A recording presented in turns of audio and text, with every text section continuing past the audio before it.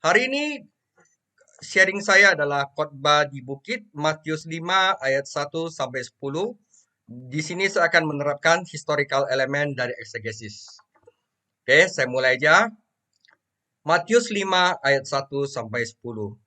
Ketika Yesus melihat orang banyak itu, naiklah ia ke atas bukit dan setelah ia duduk, datanglah murid-muridnya kepadanya. Maka Yesus pun mulai berbicara dan mengajar mereka, katanya, "Berbahagialah orang yang miskin di hadapan Allah, karena merekalah yang mempunyai kerajaan surga.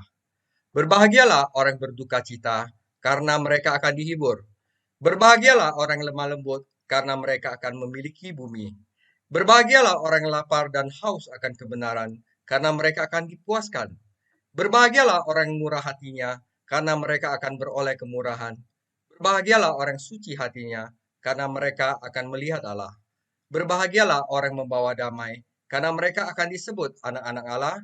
Berbahagialah orang yang dianiaya oleh sebab kebenaran, karena merekalah yang mempunyai kerajaan surga. Matius 5 ayat 43 sampai 47. Kamu telah mendengar firman, kasihilah sesamamu manusia dan bencilah musuhmu. Tetapi aku berkata kepadamu, kasihilah musuhmu dan berdoalah bagi mereka yang menganiaya kamu. Karena dengan demikianlah kamu menjadi anak-anak Bapamu yang di sorga, yang menerbitkan matahari bagi orang yang jahat dan orang yang baik, dan menurunkan hujan bagi orang yang benar dan orang yang tidak benar. Apabila kamu mengasihi orang yang mengasihi kamu, apakah upamu? Bukankah pemungut cukai juga berbuat demikian? Dan apabila kamu hanya memberi salam kepada saudara-saudaramu saja, apa lebihnya daripada perbuatan orang lain? Bukankah orang yang tidak mengenal Allah pun berbuat demikian? Matius 6 ayat 25 sampai 33. Karena itu aku berkata kepadamu, janganlah khawatir akan hidupmu, akan apa yang hendak kamu makan atau minum, dan janganlah khawatir pula akan tubuhmu, apa yang hendak kamu pakai. Bukankah hidup itu lebih penting daripada makanan dan tubuh itu lebih penting daripada pakaian? Pandanglah burung-burung di langit yang tidak menabur dan tidak menuai dan tidak mengumpulkan bekal dalam lumbung, namun diberi makan oleh Bapamu di surga. Bukankah kamu jauh melebihi burung-burung itu? Siapakah di antara kamu yang karena kekhawatirannya dapat menambahkan sehasta saja pada jalan hidupnya? Dan mengapakah kamu khawatir akan pakaian? Perhatikanlah bunga bakung di ladang yang tumbuh tanpa bekerja dan tanpa memintal. Namun aku berkata kepadamu, Salomo dalam segala kemegahannya pun tidak berpakaian seindah salah satu bunga itu. Jadi jika demikian Allah mendandani rumput di ladang yang hari ini ada dan besok dibuang ke dalam api, tidakkah ia akan terlebih lagi mendandani kamu, hai orang yang kurang percaya? Matius 7 ayat 15 sampai 18. Waspadalah terhadap nabi-nabi palsu yang datang kepadamu dengan menyamar seperti domba, tetapi sesungguhnya mereka adalah serigala yang buas. Dari buahnya lah kamu akan mengenal mereka. Dapatkah orang memetik buah anggur dari semak duri atau buah ara dari rumput duri? Demikianlah setiap pohon yang baik menghasilkan buah yang baik, sedang pohon yang tidak baik menghasilkan buah yang tidak baik.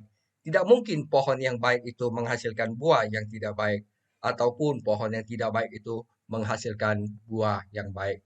Demikian firman Tuhan, ini sebagian dari khotbah di bukit yang diberitakan Yesus kepada uh, orang banyak dan kepada murid-muridnya. Oke, sebelumnya kita harus mempelajari tentang di mana Yesus mengajarkan ini dan itu mempunyai suatu impact yang sangat besar. Karena itu saudara-saudara mari ikuti saya untuk kita orang menyusuri di mana Yesus berkhotbah ini. Oke, saya akan memperkenalkan Galilea. Oke, Laut Galilea berukuran 12,5 mil dan 7,5 mil. Yesus menghabiskan sebagian besar pelayanannya di sini, di Galilea. Jadi ingat, Yesus menghabiskan sebagian besar pelayanannya di sini. Di sebelah barat daya, di atas bukit itu adalah Tiberias. Ini Tiberias di sini. Ini adalah tempat milik Herodes Antipas. Yesus menghindarinya. Oke, Yesus jarang ke sini. Di daerah perbukitan di sisi tenggara dari Galilea, ini ada yang namanya Decapolis. Ini adalah tempat tinggal orang Yunani Helenistik. Jadi orang-orang penyembah berhala. Kalau Tiberias itu orang yang menyembah kekuasaan. Oke. Dan sisi timur laut di sini ada Gamla. Di sini ada gerakan fanatik dimulai atau yang namanya Zealot, gerakan nasionalis anti Romawi yang bersemangat muncul di pegunungan ini. Jadi 3 tempat: Tiberias, tempat orang yang menyembah kekuasaan, yaitu Herodes Antipas; Dekapolis, tempat orang penyembahan berbahala, yaitu orang Yunani Helenistik; dan yang di Gamla ini tempat para pemberontak anti Romawi, ya, atau namanya Zealot. Nah, di Galilea sendiri, sebelah utaranya Laut Galilea, ada 3 kota yang terkenal. Yang pertama adalah Khorazin, yang kedua adalah Kapernaum, dan yang ketiga adalah Bethsaida. Jarak antara ketiga kota ini rata-rata 3 mil. Oke? Khorazin, Kapernaum, dan Bethsaida. Oke? Khorazim berdiri di sudut barat laut wilayah Galilea, sekitar 3 mil dari laut. Kota-kota terdekat yaitu Kapernaum dan Bethsaida. Ingat ya, 3 kota: Khorazim, Kapernaum, dan Bethsaida. Jadi Khorazim, Kapernaum, sama Bethsaida bergabung dengan Khorazim sebagai bagian dari segitiga ortodoks atau namanya orthodoxal triangle. Segitiga ortodoks itu artinya adalah ini 3 kota ini, Bethsaida, Kapernaum, sama Khorazim, ini adalah segitiga, adalah daerah yang terutama dihuni oleh orang Yahudi, orang-orang Yahudi yang taat. Nah, Tuhan Yesus menghabiskan banyak waktu di daerah segitiga ortodoks ini. Bahkan Yesus tinggal di Kapernaum di sini, ya, dan mengajar di desa-desa terdekat di sini, ya. Nah, tidak jauh dari kota-kota tersebut, tidak jauh dari Khorazim, Kapernaum, dan Bethsaida, ya, terdampar suatu bukit ucapan bahagia. Ada di sini, Sermon on the Mount di sini adalah bukit ucapan bahagia, di mana lereng bukit tempat Tuhan Yesus menyampaikan khotbah di bukit. Oke. Nah, sekarang saya akan memperlihatkan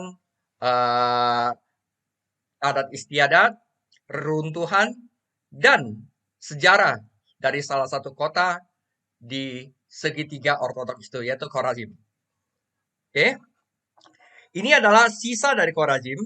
Ini adalah sisa dari sinagognya yang warna putih. Dan yang banyak reruntuhan itu adalah sisa dari pemukiman orang orang Khorazim. Nah, ini bangunan baru ini adalah bangun untuk para arkeolog yang meneliti daerah-daerah sekitar sini, ya. Jadi, sinagoga di Khorazim. Jadi, para arkeolog telah menemukan berbagai reruntuhan di Khorazim. Sisa-sisa sinagoga, ini sinagoga, beberapa bangunan dan instalasi pengepresan minyak zaitun dapat dilihat di sini hari ini. Mereka juga menemukan kursi Musa. Ini di bawah ini adalah kursi Musa, adalah tempat kursi khusus untuk pembaca Taurat di sinagoga Khorazim. Jadi dengan mempelajari reruntuhan Khorazim dan kota-kota di Galilea lainnya seperti Kapernaum dan Bethsaida, para arkeolog juga mengumpulkan gambaran tentang kehidupan keluarga pada abad pertama, yaitu pada zaman Yesus. Di Khorazim, mereka juga menemukan beberapa insula. Insula nanti saya jelasin insula itu apa. Kalau tambah E itu berarti insula dalam bentuk jamak. Ya, kalau insulae adalah insula-insula, yaitu struktur bangunan tempat tinggal keluarga pada zaman Yesus. Jadi hari ini kita belajar bagaimana masyarakat Galilea itu hidup pada zaman Yesus. Nah, ini reruntuhannya, lihat ya, petak-petak semua ya. Petak-petak semua. Oke, kita belajar tentang insula. Insula, ya, kompleks perumahan di Galilea. Jadi masyarakat di Galilea sering tinggal di kompleks perumahan keluarga yang disebut dengan insulae. Kalau tunggal, insula. Meskipun tidak semua orang hidup seperti ini, banyak orang, terutama keluarga besar, menggabungkan unit tempat tinggal di sekitar halaman terbuka. Nah, ini adalah gambar insula yang telah digambar kira-kira seperti ini, dan ini adalah runtuhannya di Khorazim. Ya kan? Pengaturan tempat tinggal ini memungkinkan keluarga besar untuk tinggal, bekerja, dan berinteraksi satu sama lain setiap hari. Ketika anak laki-laki mereka menikah, mereka membangun kamar tambahan di insula keluarga dan membawa pengantin mereka masuk untuk meninggalin ke tempat keluarga besar mereka. Jadi ini ada halaman besar tempat mereka masak, main, bekerja, atau berinteraksi satu sama lain. Di belakang ini adalah kamar utama, kamar bapaknya sama ibunya. Oke? Nah, kalau anak laki-laki mereka menikah, maka mereka akan bikin kamar tambahan di samping sini. Ya kan? Nanti cucu-cucunya juga kalau misalnya kawin gitu ya, akan ditambah. Ini satu keluarga di sini. Jadi mereka itu tinggalnya itu adalah seperti keluarga besar, di mana bapak, cucu, anak semuanya tinggal di satu kompleks perumahan yang dinamakan insula. Mereka punya satu tempat untuk bersama-sama yang kita dinamakan halaman atau courtyard. Nah, ini adalah runtuhannya. Nah, dari runtuhannya, para arkeolog belajar bahwa kompleks perumahan orang di Galilea adalah seperti ini. Jadi kalau anak laki-laki kawin, dia akan membangun rumah di sini. Nah, ini akan dijelasin di sini, oke? Ini adalah insula, kompleks perumahan di Galilea. Sekarang kita belajar adat perkawinan di Galilea. Saudara, pada zaman Tuhan Yesus di Galilea, jika seorang laki-laki ingin menikah, ya, dia akan pergi bersama ayahnya ke rumah wanita pilihannya untuk bertemu dengan wanita itu dan ayahnya. Akhirnya mereka akan menegosiasikan harga pengantin, baik berupa uang ataupun barang fisik yang akan diminta ayah wanita itu sebagai mahar. Oke, jelas ya? Kemudian ayah pemuda itu akan memberi putranya. Jadi kalau misalnya harga pengantin mahar itu sudah disetujui oleh baik ayah laki-laki itu atau ayah wanita itu, kemudian ayah pemuda itu akan memberi putranya secangkir anggur. Ini adat mereka. Nah, dan itu anak laki-laki itu pada gilirannya akan menawarkan kepada wanita itu dan berkata, cangkir ini aku persembahkan untukmu. Secara simbolis ini berarti, aku mencintaimu dan aku akan memberikan hidupku padamu. Maukah kamu menikah denganku? Nah, jadi cangkir yang diberikan laki-laki itu kepada perempuan itu secara simbolis berarti itu. Nah, jika wanita itu meminumnya, maka itu akan menyegel pertunangan mereka.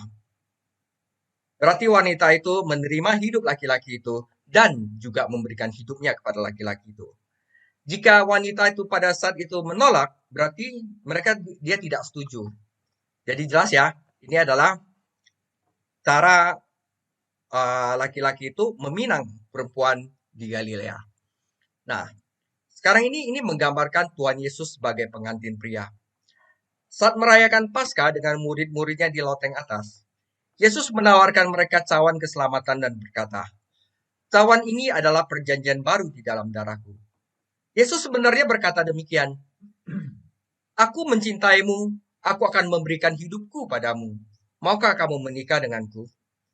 Jadi setiap kali kita minum dari cawan dan mendengar kata-kata, cawan ini adalah perjanjian baru dari darahku. Tuhan Yesus berkata kepada kita, aku mencintaimu. Aku mengundangmu untuk menjadi pengantin spiritualku. Dan setiap kali kita meminumnya, kita seolah-olah berkata kepada Yesus, saya menerima engkau, Yesus, dan saya memberikan hidup saya sebagai gantinya. Oke? Karena itu, waktu Yesus berdoa kepada Bapa pada malam sebelum dia disalibkan, Bapa, jika mungkin kiranya cawan ini diambil dari saya, ingat cawan ya, itu artinya apa? Yesus itu tahu harga tinggi yang harus dia bayar untuk membeli kita sebagai pengantin wanita dan menjadi suami spiritual kita, yaitu maharnya adalah nyawanya sendiri. Maharnya adalah dia punya hidupnya sendiri. Jadi kita jelas bahwa ini. Nah, pada saat itu pemuda itu akan berkata kepada istrinya. Nah, kalau setelah perempuan itu meminum dari cawan itu, maka itu akan menyegel perkawinan mereka dan pemuda itu akan berkata kepada istrinya, saya akan pulang ke rumah bapak saya dan menyiapkan tempat untuk kita. Dan ketika saya telah selesai menyiapkan tempat untuk kita, saya akan kembali dengan mengambil engkau bersamaku sebagai istriku. Jadi saat laki-laki itu telah diterima dari wanita itu sebagai suaminya, maka pemuda itu akan berkata kepada istrinya, saya akan pulang ke rumah bapakku dan saya akan menyiapkan tempat untuk kita. Dan telah selesai, saya akan kembali untuk mengambil kau sebagai istriku. Dengan kata lain, aku harus pulang ke insula ayah aku dahulu untuk mempersiapkan tempat. Seperti ini sebelah kanan saudara. Dia bangun suatu tempat untuk dia dan pengantinnya. Nah, sekarang pada saat itu, wanita itu tidak tahu kapan pernikahan itu dia akan dilangsungkan. Dia hanya harus siap setiap saat. Dan wanita itu disebut orang yang telah dibeli dengan harga. Karena harga mahar yang telah udah dibayar oleh ayah perempuan itu. Paulus menggunakan itu dengan menggambarkan kita. Jadi kita itu adalah seorang yang telah dibeli dengan harga. Jadi kita itu adalah siapa? Kita itu adalah calon pengantin. Kita harus setia kepada mempelai pria karena dia telah membayar kita dengan nyawanya, saudara. Oke? Nah, saudara, Yohanes 14 ayat 1 sampai 3. Jangan gelisah hatimu, percayalah kepada Allah, percayalah juga kepadaku. Di rumah Bapakku banyak tempat tinggal. Jika tidak demikian, tentu aku mengatakannya kepadamu, sebab aku pergi ke situ untuk menjadikan tempat bagimu. Dan apabila aku telah pergi ke situ dan telah menyediakan tempat bagimu, aku akan datang kembali dan membawa kamu ke tempatku, supaya di tempat mana aku berada, kamu pun berharga. Jadi kita adalah calon pengantin yang menunggu pengantin pria untuk datang, ya saudara-saudara, karena pengantin pria itu sedang menyiapkan tempat bagi kita. Dan kita juga disebut orang yang telah dibeli dengan harga. 1 Korintus 7 ayat 23, kamu telah dibeli dan harganya telah lunas dibayar. Sejak Yesus mati di kayu salib untuk membayar mahar kita, untuk menikahi kita sebagai calon pengantin dia, maka kita adalah orang yang telah dibeli dan harganya telah lunas dibayar. Karena itu janganlah kita menjadi hamba manusia. Karena kita telah dibeli, saudara ingat? Nah, hari pernikahan datang, saudara-saudara. Jadi laki-laki itu membawa semua temannya. Dan dia pergi ke rumah gadis itu untuk menjemput gadis itu di awan-awan permai. Di awan-awan permai. Di rumah gadis itu. Dalam halnya Tuhan Yesus, dia akan menjemput kita di awan-awan permai. Dan mereka meniup trompet, shofar, untuk mengumumkan pernikahan itu. Dan setiap di gadis kota itu kan masing-masing menunggu pengantin prianya itu datang. Tandanya apa? Meniup trompet, shofar. Jadi semua gadis di kota itu siap-siap. Jangan-jangan adalah pengantin saya yang datang. Nah, jadi dan setiap gadis kota yang berpikir, ini pernikahanku. Mana tahu yang tiup shofar itu adalah calon pengantinku. Tentu saja yang ada hanya ada satu gadis, yaitu yang mana laki-lakinya itu yang tiup shofar. Tetapi setiap gadis harus tiba-tiba bergegas, menyiapkan gaun pengirim pengantinnya, mengumpulkan semua barang yang telah ia persiapkan. Dan Anda akan ingat perumpamaan Yesus tentang 5 gadis bijaksana dan bodoh. Beberapa di antaranya sudah siap, beberapa di antaranya belum. Mereka akan berkumpul di halaman ini. Pengantin pria dan istrinya akan masuk ke rumah. Oke, jadi jelas ya. Nanti apa hubungannya korban di bukit? Nanti yang paling seru itu ada di belakang. Oke? Nah, kalau kita lihat di Wahyu 19 ayat 6 sampai 9, perjamuan kawin anak domba. Lalu aku mendengar seperti suara himpunan orang banyak. Ya, di mana pengantin pria itu bawa banyak orang. Seperti desau air bah dan seperti deru guru yang hebat katanya. Haleluya, karena Tuhan Allah kita yang Maha Kuasa telah menjadi Raja. Marilah kita bersuka cita, bersorak-sorai dan memuliakan Dia.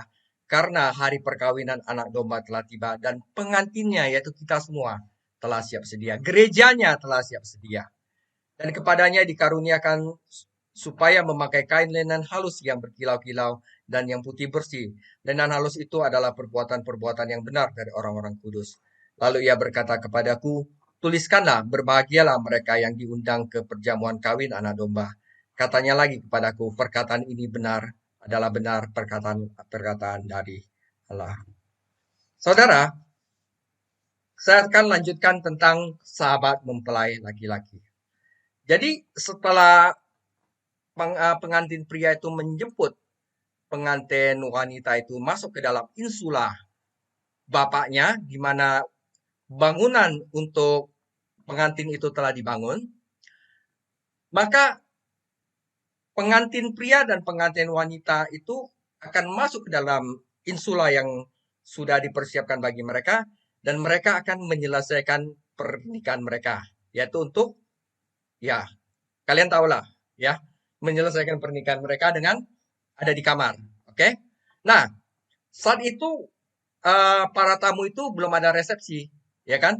Nah, sekarang ini yang mengambil alih itu adalah best man atau sahabat mempelai laki-laki, atau kita namakan best man. Jadi sahabat mempelai laki-laki itu akan berdiri di dekat pintu menunggu pengantin pria dan wanita menyelesaikan pernikahan mereka. Dan semua tamu juga berdiri dan menunggu. Ketika itu selesai, maka best man itu akan mengumumkan kedatang ke halaman dan menarik perhatian semua orang. Dia akan bicara best man kepada orang-orang. Para hadirin, bisakah saya meminta perhatian Anda? Mereka sudah menikah. Oke. Dan semua tamu di situ akan bersorak, kemudian resepsi pernikahan itu akan dimulai. Itu akan menjadi resepsi pernikahan selama 7 hari. Oke, kita baca Yohanes 3 ayat 29 sampai 30. Yang empunya mempelai perempuan adalah mempelai laki-laki.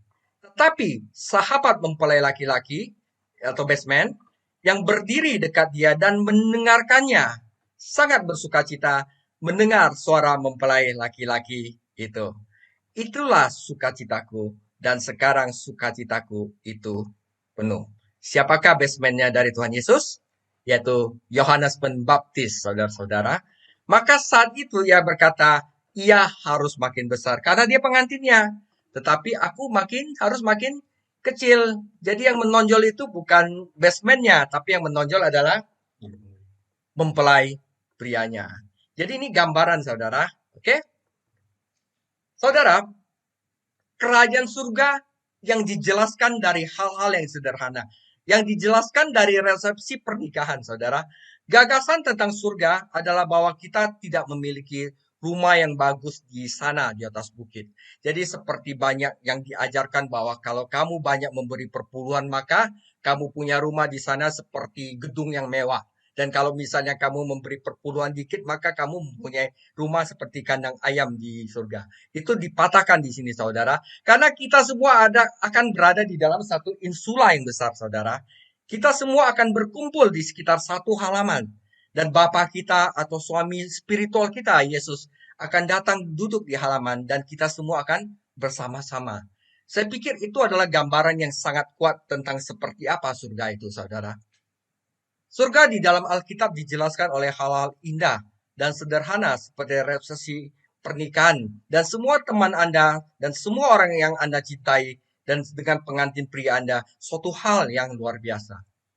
Oke, saudara, sudah saatnya kita kembali ke bukit ucapan bahagia, khotbah di bukit, tempat tradisional di mana Tuhan Yesus mengajarkan khotbah di bukit.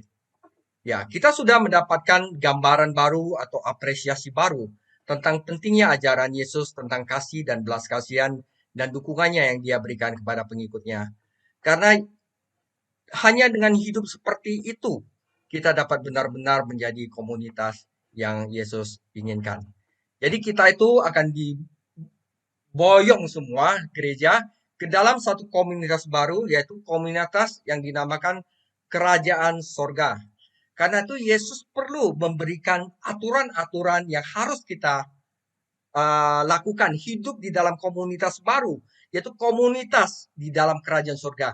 Jadi bagaimana orang yang hidup di keluarga baru, komunitas keluarga kerajaan surga, itu harus bertindak, yaitu seperti apa Yesus khotbahkan di khotbah di bukit. Nah, saya lanjutkan dulu. Tetapi waktu Yesus mendengar bahwa Yohanes telah ditangkap, menyingkirlah ia ke Galilea. Ia meninggalkan Nazaret dan diam di Kapernaum, di tepi danau di daerah Zebulon dan Naftali, supaya genaplah firman disampaikan oleh Nabi Yesaya. Tanah Zebulon dan tanah Naftali jalan ke laut, daerah seberang Yordan Galilea, wilayah bangsa-bangsa lain. Bangsa yang diam dalam kegelapan tetap telah mendengar terang yang besar, dan bagi mereka yang diam di negeri yang dinaungi maut telah terbit terang. Sejak waktu itulah Yesus memberitakan, bertobatlah, sebab kerajaan surga sudah dekat. Artinya apa? Bertobatlah, saudara-saudara, berubahlah dari jalan kamu yang lama, karena aku akan meminang kamu menjadi salah satu keluarga dari kerajaan surga. Itu artinya, saudara. Ya, tapi kita juga harus mengerti ini. Walaupun Yesus paling banyak melakukan mujizatnya di daerah Korazim, Betsaida, dan Kapernaum, tapi mereka tidak bertobat, saudara. Jadi Matius 11 ayat 20 sampai 24, lalu Yesus mulai mengecam kota-kota yang tidak bertobat, sekalipun di situ ia paling banyak melakukan mujizat-mujizatnya. Celakalah engkau Korazim, celakalah engkau Betsaida. Karena jika di Tirus dan Sidon terjadi mujizat-mujizat yang telah terjadi di tengah-tengah kamu, sudah lama mereka bertobat dan berkabung. Tapi aku berkata kepadamu, pada hari penghakiman tanggungan Tirus dan Sidon akan lebih ringan daripada tanggunganmu. Dan engkau Kapernaum, apakah engkau akan dinaikkan sampai ke langit? Tidak, engkau akan diturunkan sampai dunia orang mati. Karena jika di Sodom pun terjadi mujizat-mujizat yang telah terjadi di tengah-tengah kamu, kota itu tentu masih berdiri sampai hari ini. Tetapi aku berkata kepadamu, pada hari penghakiman tanggungan negeri Sodom akan lebih ringan daripada tanggunganmu. Oke? Jadi, saudara, tadi kita telah mendengar Yesus berkata khotbah di bukit. Itu apa, saudara? Khotbah di bukit adalah panduan hidup bagi calon, bagi mempelai wanita. Jadi, saudara, khotbah di bukit menyampaikan metode bagaimana Yesus menginginkan kerajaan baru ini terjadi. Jadi jika kita berada di dalam pergumulan hidup, jika Anda berhadapan dengan kekuatan jahat, khotbah di bukit memberitahukan kita rencana pertempurannya. Jika Anda ingin mengubah dunia Anda, menghadapi kekuatan iblis, mempengaruhi kehidupan orang lain, maka khotbah di bukit akan memberikan Anda tahu bagaimana caranya. Khotbahnya adalah bertobatlah karena kerajaan Allah sudah dekat. Dan kemudian Yesus mulai berkata, beginilah hal itu akan terjadi. Berbahagialah orang yang miskin di hadapan Allah. Miskin di sini berarti Anda tidak memikirkan diri sendiri lebih dari seharusnya. Berbahagialah orang yang lemah lembut. Lemah lembut berarti peduli tentang orang lain sebelum diri Anda sendiri, yaitu rendah hati, saudara. Jadi, saudara, khotbah di bukit adalah senjata pertempuran kita yang harus kita miliki sebagai mempelai wanita. Jadi khotbah Yesus di bukit memberikan pedoman baru untuk diikuti oleh mempelai wanitanya sewaktu mereka bersiap untuk kedatangannya kembali. Dia menantang mereka dengan ucapan bahagia, daftar kebajikan yang dapat mengubah dunia. Yesus tahu bahwa akan sulit bagi pengikutnya hidup di dunia jahat itu sementara mereka menunggu kedatangan kembali. Karena itu, khotbahnya di bukit menyajikan senjata pertempuran baru untuk menghadapi kejahatan itu. Tapi kedengarannya seperti senjata yang aneh. Yaitu apa, saudara? Perangilah kejahatan dengan senjata kasih dan pengorbanan. Dalam menghadapi kekerasan, kemunafikan, dan kebencian, Yesus ingin mempelai perempuannya menunjukkan ketulusan, belas kasihan, dan kelembutan. Dengan menjalani tantangan khotbah di bukit, mempelai wanita Yesus akan menunjukkan kasih terbesar mereka dari semua kasih mempelai pria rohani mereka, yaitu Yesus Kristus. Saudara, sebagai pengantin perempuan Yesus, kita semua adalah calon pengantin perempuan Yesus. Satu-satunya kita harus lakukan aturan baru yang kita harus jalankan nanti sebagai salah satu bagian dari kerajaan surga, yaitu dalam komunitas baru kita, karena kita telah dinikahkan dengan Tuhan Yesus Kristus. Karena itu kita harus menunjukkan sikap sebagai anggota kerajaan surga. Kita harus menunjukkan kasihnya kepada dunia yang terluka. Jadi Yesus mendorong para pengikutnya untuk mengembangkan belas kasihan, kerendahan hati, dan rasa syukur. Kebajikan ini akan menjadi senjata kita untuk menghadapi kejahatan dan membawa kesembuhan ke dalam dunia kita. Untungnya kita tidak sendirian dalam upaya ini. Sebagai orang Kristen, kita adalah bagian dari kerajaan Allah. Kenapa? Karena kita sudah bersatu dengan Yesus. Yang Yesus gambarkan sebagai keluarga insula yang erat. Dalam komunitas, keluarga, gereja, bisnis, atau teman kita sendiri, kita harus menjalani gaya hidup kerajaan seolah-olah kita sudah dinikahkan ke dalam suatu kerajaan, yaitu kerajaan sorga. Saling membantu, saling menyemangati di sepanjang perjalanan hidup. Saudara, di dalam dunia ini yang menjunjung tinggi individualisme dan keegoisan, semuanya adalah aku yang paling penting. Persatuan dan keluarga Allah harus menonjol, Tuhan. Karena kita itu sama-sama menjadi bagian dari kerajaan Allah. Jadi saat orang dunia itu mempelajari kita, orang tidak akan percaya. Orang tidak percaya akan melihat gambaran Yesus di dalam diri kita yang memunculkan kasih dan pengorbanan yang dalam. Saudara, ini tambahan yang saya ambil tentang mengasihi dari Mere Christianity, suatu buku yang ditulis oleh C.S. Lewis. Ya, saudara, aturan untuk kita semua sangat sederhana. Jangan buang waktu untuk memikirkan apakah Anda mengasihi sesamamu. Jadi Anda harus bertindaklah seolah-olah Anda melakukannya. Segera setelah Anda melakukan ini, Anda akan menemukan salah satu rahasia terbesar. Jadi, saudara, ini agak aneh tapi ini nyata. Ini adalah suatu rahasia besar. Ketika Anda bertingkah laku seolah-olah Anda mengasihi seseorang, bahkan orang yang sebenarnya Anda tidak sukai, maka saat Anda bertingkah laku seolah-olah Anda mengasihi dia, maka saat itu juga Anda akan mengasihi dia. Jika Anda melukai seseorang yang tidak Anda sukai, maka Anda akan menjadi semakin tidak akan menyukainya. Memang ada suatu pengecualian. Jika Anda melakukannya itu bukan untuk menyenangkan Tuhan dan mematuhi hukum Kristus, tetapi untuk menunjukkan kepadanya betapa baiknya Anda pemaaf dan meminta imbalannya, dan kemudian duduk menunggu rasa terima kasihnya, maka Anda mungkin kecewa kalau Anda melakukannya itu bukan dengan tulus. Tapi jika Anda mungkin tidak suka dengan seseorang, tetapi Anda bilang, saya ingin mematuhi hukum Kristus dan ingin menyatakan kasih kita kepada sesama kita. Jadi saat Anda bertindak seolah-olah Anda mengasihi sesamamu, maka satu rahasia terbesar ini yang terbuka buat Anda, bahwa saat itu juga Anda akan mengasihinya. Ngerti maksud aku? Jadi, tetapi jika Anda mengasihi seseorang, itu hanya untuk ada imbalan, untuk menunjukkan kepada orang seberapa baiknya Anda, dan Anda duduk untuk menunggu terima kasihnya, maka Anda mungkin akan kecewa. Karena orang bukan orang bodoh, saudara. Mereka memiliki mata yang sangat cepat untuk apapun, seperti pamer atau kemunafikan. Jadi, inilah rahasia untuk mengasihi, saudara. Mengasihi sesama. Jika Anda ingin mengasihi sesama, bertindaklah seolah Anda melakukannya. Dan itu didasarkan bahwa Anda ingin menyenangkan Tuhan dan untuk mematuhi hukum Kristus. Maka Anda akan berhasil untuk mengasihinya. Jadi jelas saudara, jadi kita sekarang adalah seorang mempelai yang telah dibeli oleh Tuhan Yesus dengan harga yang sudah mahal. Karena itu kita bukan diri kita sendiri. Tuhan Yesus sekarang telah menyediakan tempat di surga untuk kita, dan kita harus siap-siap, saudara. Karena itu dia memberikan khotbah di bukit sebagai senjata kita untuk melawan dunia yang jahat ini, dan juga sebagai panduan bagaimana kita hidup di kerajaan sorga. Ingat saudara, kita telah belajar bahwa inklusio, saudara, bahwa berbahagialah orang miskin di hadapan Allah karena mereka lah yang punya kerajaan surga. Kenapa kita punya kerajaan surga? Ya, kita menantunya Bapa di surga.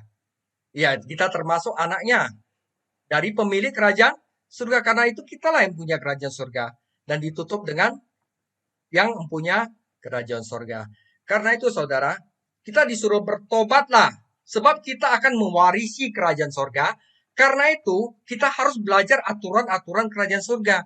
Kita harus miskin di hadapan Allah. Kita harus berduka cita. Kita harus lemah lembut. Kita harus menjadi orang yang lapar dan haus akan kebenaran. Kita harus menjadi orang yang murah hatinya. Kita harus menjadi orang yang suci hatinya. Dan kita harus menjadi orang yang membawa damai, saudara-saudara. Dan di sini ada pedoman lagi bahwa kita harus mengasihi sama manusia dan juga musuh kita. Dan itu juga kita menjadi orang yang tidak khawatir akan hidup kita. Ini adalah pedoman yang Tuhan Yesus berikan. Itu seperti seorang mempelai pria memberikan pedoman kepada mempelai wanitanya akan aturan-aturan di keluarga baru. Yaitu di mana Yesus menjelaskan itulah aturan-aturan di kerajaan Allah. Itu aja sharing saya, saudara-saudara. Semoga saudara mengerti bahwa ini adalah gambaran besar dari historical element exegesis.